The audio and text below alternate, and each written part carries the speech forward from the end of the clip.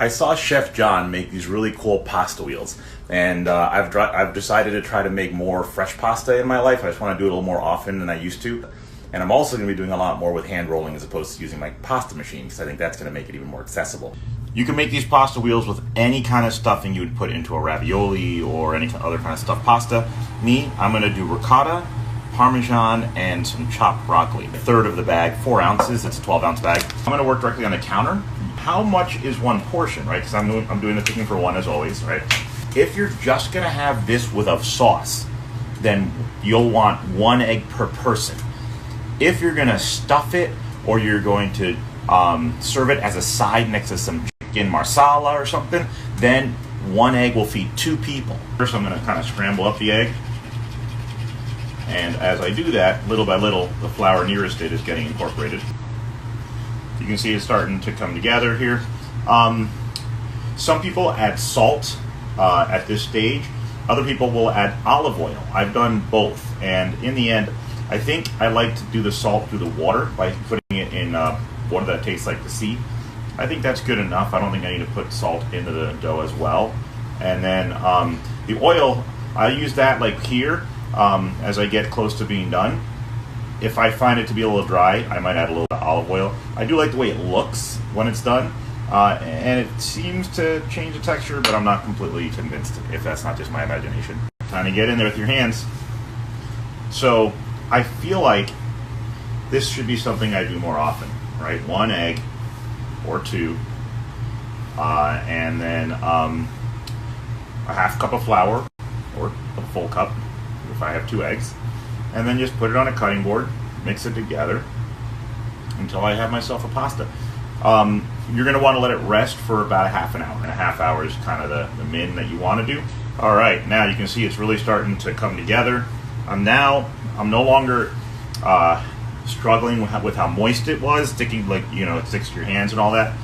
Once it gets to this stage, now you're basically just kneading and warming it up with the heat of your hand, kneading it.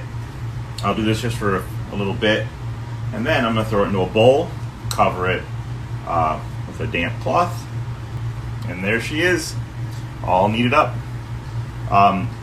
Look how cute that is. Okay, so I put it in a cute little bowl, and I'll just cover that with a damp cloth, and I will put that aside to rest. Half an hour from now, we'll get to the next step. Some of you might remember that I made that ricotta toast with the, it tastes like a cannoli with then shaved chocolate on top.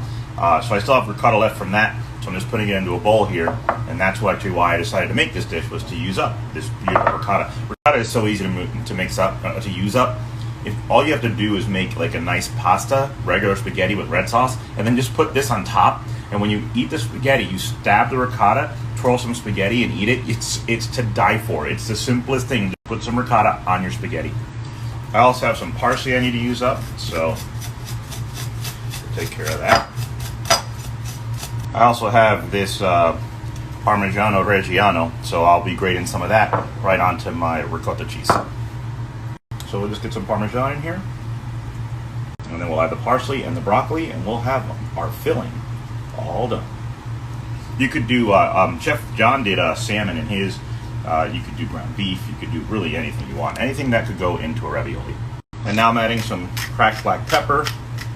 You could add salt, but I think it's probably got plenty of salt in there. I'm going to add a little bit of red pepper flake too, just to give it some heat. I like a little heat in my food. You can leave that out if you're not a fan of spicy. I drained out the water from the broccoli, let it cool down. So now, let's add some broccoli in. That looks really right on to me. Look at that. Can you see that being in a ravioli? Parsley. Let's get a little of that in there. Although with the broccoli, it looks so cute. It doesn't need the parsley as much as it would if it was all white. But let's get that mixed in there as well. My dough ball has rested, so I'm going to flatten it out. And the idea is to make it into like a square. A rectangle, actually. Kind of by hand. And a nice flat edges like that. That's because we're going to roll this out into a rectangle. And then once I get it started, I'll use my rolling pin to take it the rest of the way. You can see I'm getting a nice little square out of it already. And now to grab my rolling pin. So we're gonna roll it out, trying to make it a rectangle. Okay, and we go edge to edge, but we'll leave a gap at the very tip. We're gonna roll this direction, so you need to leave a gap down there. You guys probably thought I was gonna roll it this way. It'll be just about the right amount. It's fun. I'm gonna make this part wet, because that's where we're gonna seal it. And having it wet will help it seal. Can I roll something this chunky? Okay. You want it to be kind of even. Some's falling out. I can live with that. Oh boy. Yeah, the unevenness is killing me here. But now that that part's wet, hopefully it'll stick nicely. Okay, well, I got some issues with the size not being the same all the way through. But a little trimming hopefully will help that out. So we got this one. Don't push down on it, you'll ruin the shape. And then we got this one. All right, that's 2. And then we got this one. And then, I don't know if you guys can see from the angle that the camera's at, but there's this little part that wasn't the same size. I'm gonna cut that off, and maybe he'll just be a little mini one. And probably my favorite one, I'm probably gonna end up naming him, like, Paco. All right, I got 4 good ones. Now the final step is he took them all, and he smushed them. And little Paco here wants to get smushed like all the rest. But yeah, he smushed them down. So there they are, smushed. Okay, now the next step is what attracted me to the recipe in the first place. You're about to see. This is the part I've never seen before. I've never seen someone fry raw dough. But he took his raw dough and he put it into a hot skillet of oil. I'm putting the prettier side down, the one that was on top originally. In general, when you cook something in oil, you want to put the prettier side down. Okay, I'm going to go about 2 minutes per side, and then it's going to go into an oven. This is what they're going to cook in this nice little red sauce. It's got basil, garlic, and oregano. Let's see how these things look. Oh, too dark. The ricotta cheese is why it got so dark, but it smells so good.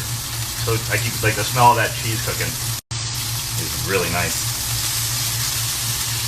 Okay, the last little guy.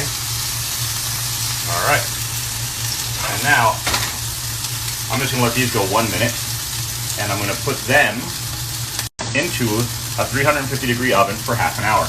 So that's it. 1 minute from now, into the oven. These guys are ready, just so you can see what the other side looks like.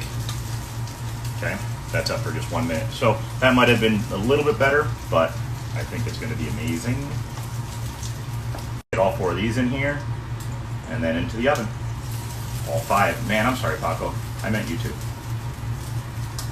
Okay, these are oven ready, except for I'd like one little touch. How about we hit it with just a little bit of Parmigiano. I can imagine if I had some mozzarella that this might be really good on the top. But let's just get some cheese on there and then into the oven. So don't forget, you guys, you don't have to have that broccoli stuff, right? Spinach would work. You could do just ricotta. You could do mushrooms. I thought about doing mushrooms because I love them so much in recipes like this. So, you know, just ricotta cheese. Or even no ricotta cheese. Chef John didn't even use ricotta. He used breadcrumbs and salmon. So whatever you think will be good. Well, it's been 30 minutes. And it smells like a pizzeria in here, let me tell you. I think I'm going to need 2 gloves for this trick. It smells like a pizzeria when I walk into the kitchen. I don't know if that's because of the Parmigiano Reggiano. But there it is. Pasta wheels. What an unusual dish. I cannot wait to see what this tastes like. As you can see, it's bubbling pretty aggressively. I'm gonna let that cool down. Now I'll put it on a plate and see what the heck we have here. I mean, we sauteed raw pasta, but you know, let's find out. So, as always, my favorite part. These are the two smaller ones. The other two are bigger. But I've been, tasting as I went, so I'll save those for my next meal. But here we go.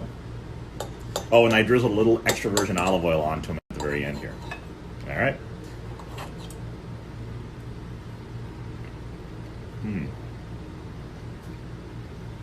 I really like that seasoned Hunt's tomato sauce. Wow. That's some intense flavor. I find the edges a little thicker, so maybe I need to roll my pastas a little bit thinner, because this part here on the edge is really kind of thick for hand-rolled pasta. So I think maybe because I rolled it twice. But it's still absolutely delicious. It's definitely pasta. It's definitely handmade. And little Paco, well, he's a one-bite wonder. So say goodbye, Paco.